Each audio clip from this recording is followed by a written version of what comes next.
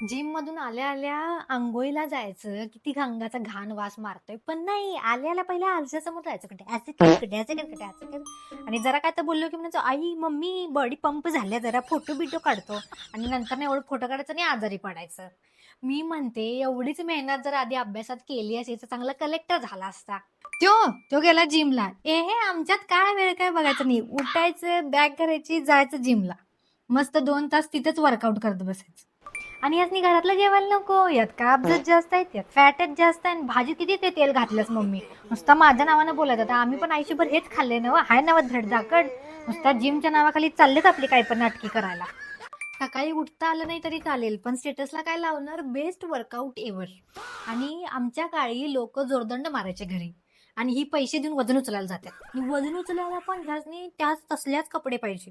ते एवढ्या एवढ्याच्या शर्ट 1,000-2,000 रुपयाला. पैशाचा नुसता खेळच आहे इथं. जरा त्या दिवशी चपात्या खा म्हटलं 2, तर मला म्हणत आहे कटिंग सुरू आहे. आणि त्याच दिवशी रात्री 12 वाजता पीनट बटर, कुठं ते प्रोटीन बार, हे सगळं चालते का? चपाती भाजी खायला नको. सिलेंडर उचलायला सांगा, ते जमत नाही, आणि व्यायाम करतात.